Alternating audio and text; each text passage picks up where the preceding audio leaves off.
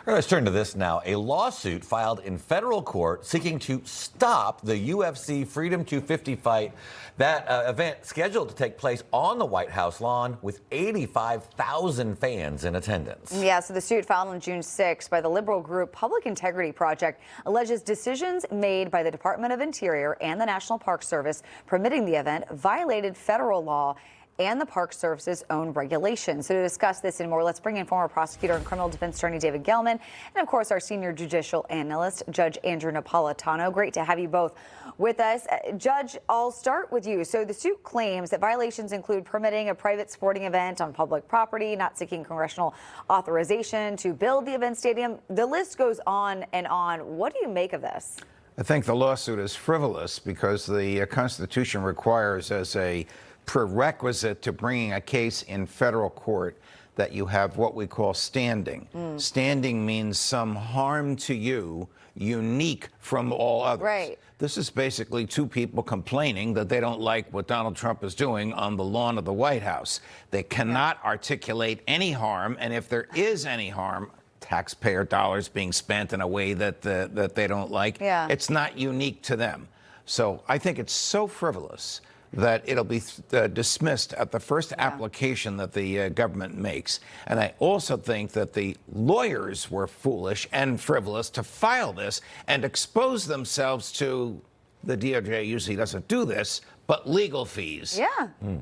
So David, I mean, let's anybody can file a lawsuit over anything, and we've seen a lot of judges make some very questionable rulings because they hate Donald Trump. Do you agree with the judge this should be thrown out easily, or do you actually see somebody coming in there going, no, you can't have your fight this weekend? Look, the judge, he's right. You know, he's right all the time for the most part. I think we all know that.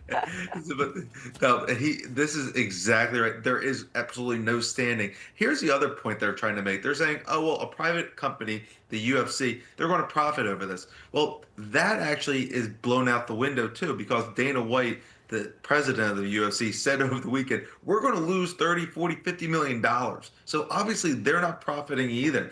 The only thing I think these plaintiffs potentially might have is that they are going to be in a district court where the District of Virginia, which is not the most easily accessible, I should say, or the most Trump-friendly place. So that I think maybe their only Hail Mary. But any place else, any other judge, they would throw this out in 2 seconds.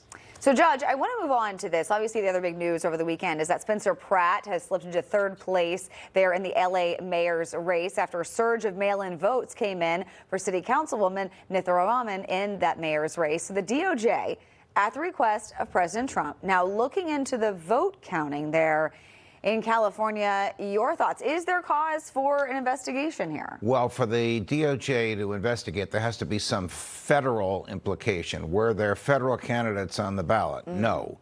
Were the mails used improperly? Well, that implicates federal authority. Was this done to discriminate against any protected class of minorities? So because this was exclusively a local election, the feds need that federal hook in order to justify their investigation. I think the best hook they have is the mail-in ballots. But again, you can't just investigate because you don't like the outcome. There has to be what we call articulable suspicion. The feds need to be able to articulate what the crime was and who they think caused it, committed it, before they can actually commit federal assets to the investigation. Be very interesting to see how this plays out. I know obviously the president's been tweeting about it already. I'm not sure he's going to get what he wants out of this investigation. No, but he'll probably get the investigation because he usually gets that. Well, that's true. All right. Judge David, great to see you guys this morning. Thanks. Sure. Thank you, guys. Guys.